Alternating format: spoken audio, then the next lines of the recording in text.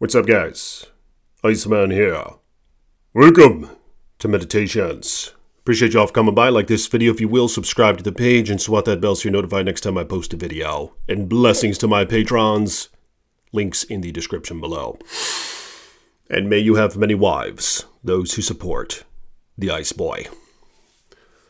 So today is Sunday, alright? So I'm going to be Reverend Ice Boy for a minute. And I know that Sunday probably isn't the Sabbath, it's probably Saturday, but whatever. Who says that? The Seventh-day Adventists and all that? Here's why it seems to be the case that most Christians are going to hell and everyone else is going to heaven. But I'm just kind of joking when I say that. Let me explain. So something that most people don't realize is the common verse that's used all over the place on Christian merchandise and so forth, the John 3:16, right?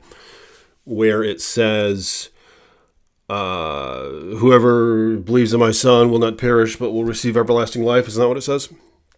But what's interesting is right after that is what most people don't know.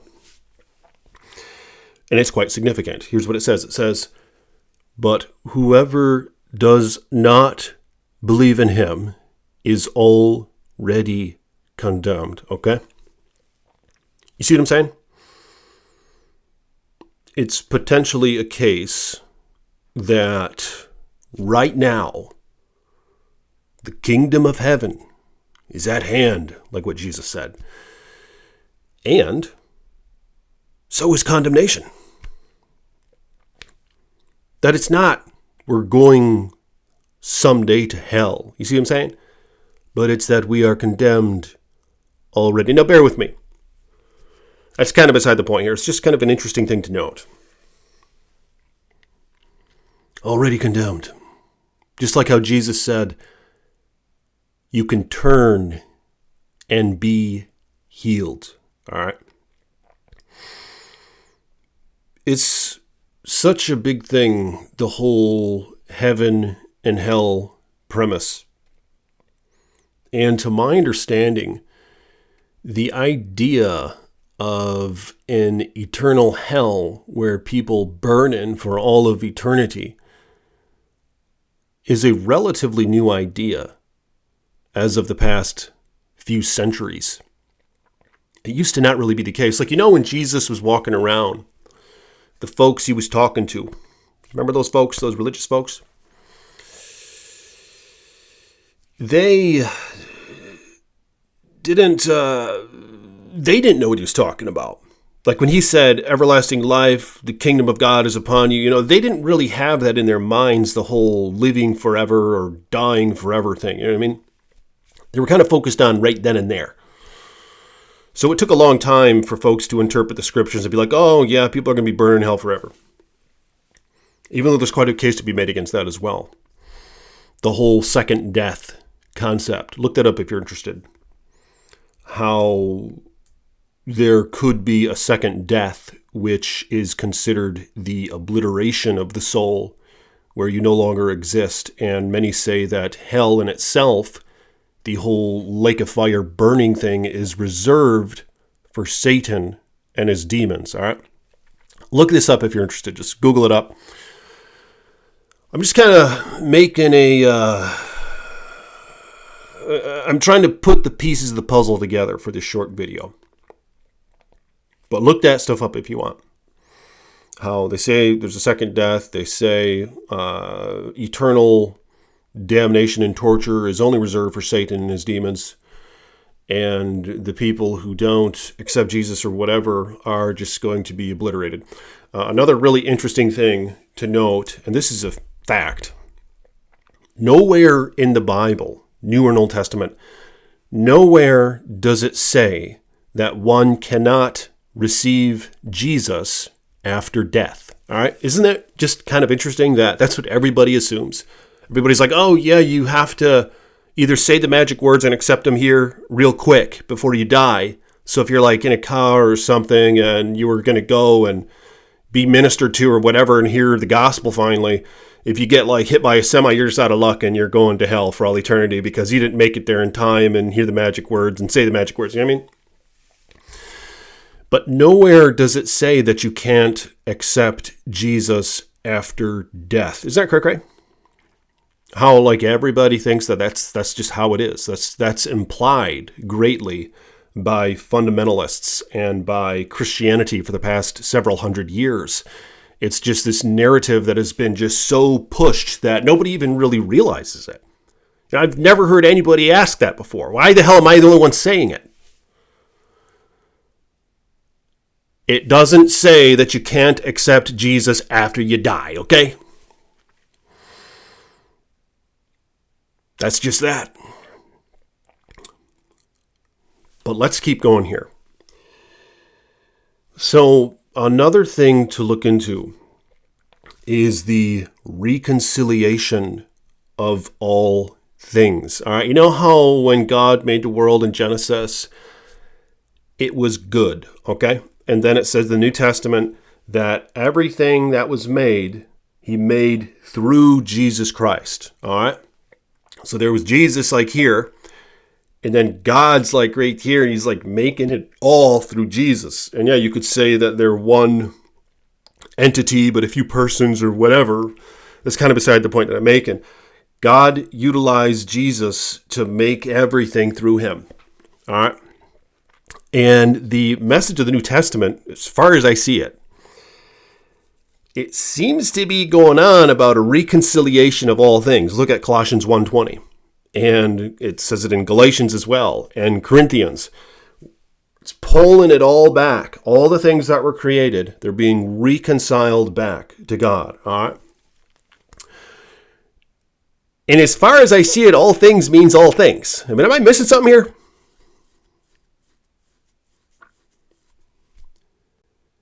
The reconciliation of all things. And it says, when he was lifted up, he brought all things unto himself. All right. Now let's keep going. What's also interesting is the concept. I'm going to take this gum out of my mouth. I just want to get a couple chews in. The concept of the reconciliation of all things and how it's stated throughout that anyone who calls upon his name will be saved. All right, those are words read in the New Testament from Jesus, okay? He says, anyone who calls upon my name will be saved.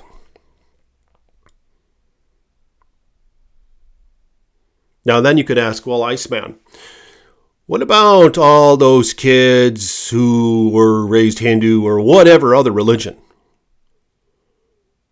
All the people, this and that and third, are they just destined to hell? I mean, obviously, that's not what I'm getting at here. Especially if I'm questioning the whole thing, how it doesn't say that you can't accept Jesus after you die, okay? But we're putting all these pieces together. And Jesus said, anyone who calls upon my name will be saved. And you want to know what else is interesting? And I've never heard of this parallel ever emphasized before either. Why am I the only one saying this stuff? I've been to a lot of churches, okay? I've been to all sorts of denominations. Pentecostal, Baptist, Methodist. They're kind of woke now, aren't they? Non-denominational. I've been to freaking Foursquare. I've been to Jehovah's Witness, all right? I've listened to a lot of Seventh-day Adventist stuff. I've been to a school that teaches Bible stuff, all right? Context, Greek, Hebrew, all that. I went to college for that, for real. Only for a little while, but still, nonetheless. You see what I'm saying? How this connection is perhaps the most impactful of them all. Let's go back to it. Anyone who calls upon my name will be saved. And you want to know what else is in the New Testament? how there will be a resurrection of both the wicked and the righteous. I think there are two of them.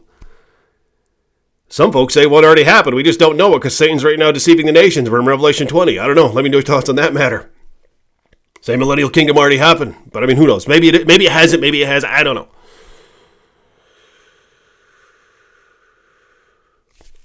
But if anyone who calls upon his name will be saved. It's also in the New Testament that upon the resurrection or upon his return, I think they kind of go together, right? He returns, resurrection, this and that. I don't know, first, second resurrection, I don't know. But it says that every knee shall bow and every tongue shall confess that Jesus is Lord. All right? Am I the only one who can do the math here? So if anyone who calls upon his name will be saved, and if every tongue will confess that he is Lord, you see what I'm saying? And if it doesn't say you can't accept Jesus after you die, it kind of seems like, yeah. You see what I'm saying? Now, maybe it's going to be a rude awakening for many. A refinement. You know what I mean? That's what it talks about, a refinement. We're like gold that's being purified by God. But what do you guys think about that? And you know, it goes as far as to say that even the rocks will confess. Like they'll sing out to God. It says all creation will sing out to God. And you know what I'm saying? Where I was talking about how everything was made through Jesus. And then the reconciliation is bringing it back. So we're talking about like rocks too, all right? We're talking about like blades of grass. Yeah, we're talking about the most broken down sediment of physicality. All right? I mean, I'm just telling you guys what it says. And I'm just putting these things together. So, I don't know. I mean, it seems like, it seems like that every tongue's going to confess and that anyone who confesses his name will be saved. And that everyone will confess. Now here's what you'll hear. Oh, Iceman, yeah, they're going to confess, but they're not going to believe it and they're going to go burn in hell for eternity. Or, oh, my Iceman, yeah, they're going to confess, but it's going to be too late. Even though the Bible doesn't say that. You can't accept Jesus after you die, but I'm just assuming that because that's what all the pastors told me at church. And I haven't had any theologians tell me otherwise. In fact, they love to press the idea that there's going to be a vast percentage of people that are going to be burning in hell for eternity from apparently a God who loves them. You know what I'm saying? I mean, I'm just brainstorming here. All right? So I'm curious, what do you guys have to say about this?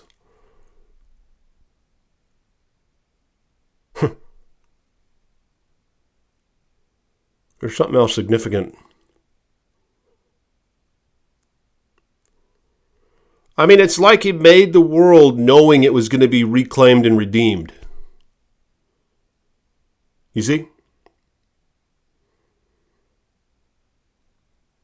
I mean, to be honest with you guys, that's an asshole move if you make the world when you are going to torture someone for all eternity and they never even asked to be alive.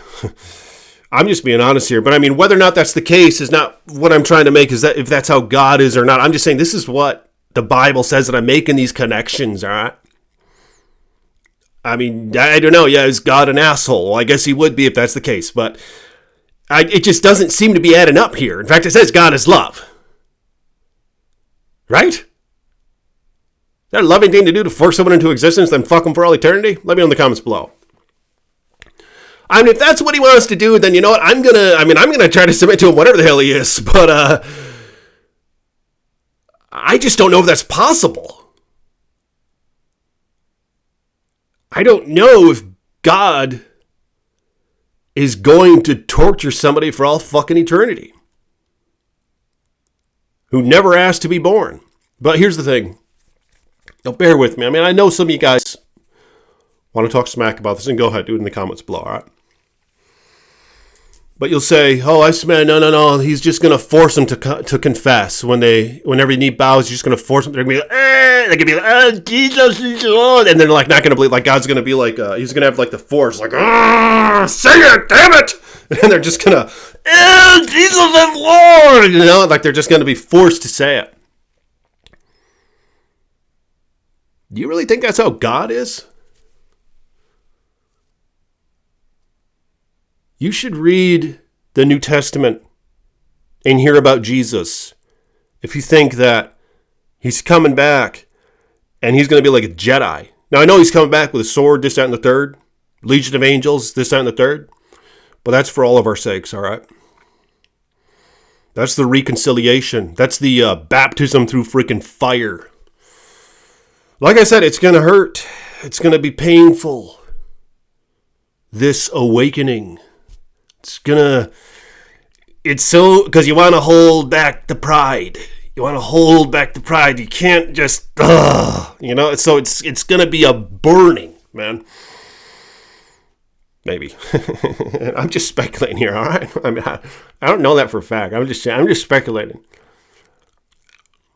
But I mean, if you think that God is going to raise everyone up, and they're going to be like, Jesus is Lord, but like they're not going to believe it. But he's just doing that so we can go like, ha, I got him to say it. Now burn in hell for all of eternity.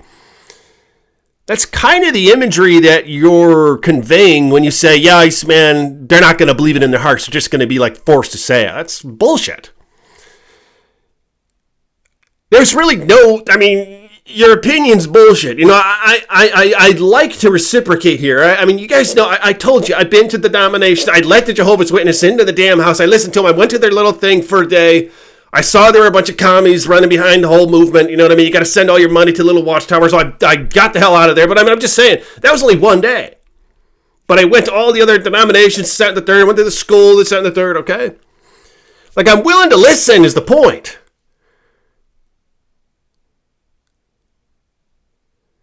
Do you think that's how God is? He's going to be like, oh, say my name. They're going to be like, oh, you God, okay, you God. And he's going to be like, oh, go to hell. You know what I mean? Holy shit. I mean, it's crazy. It seems like that's how Satan is. Isn't the devil the one who forces, like, who if given it, he will force you to do that shit, you know what I mean? So I just think that argument is completely invalid. So the only other one would be, they are going to believe it. They are going to believe it. Fine, they're going to believe it, but they're still going to be thrown in hell because they didn't believe in it soon enough. Like God has a little time. He's like, no, look, you actually believed it at the wrong time. So I'm sorry, you get to go burn in hell for all of eternity. You see what I'm saying?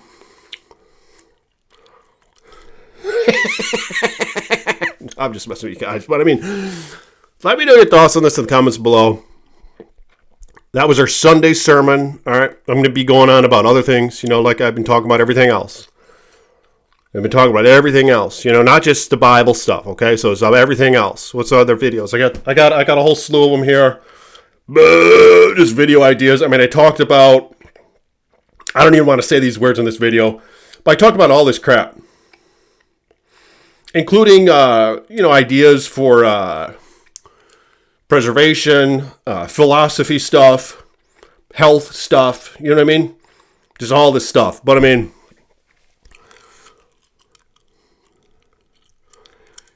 the age of ice is upon us. So I'll see you guys tomorrow. Peace be with you.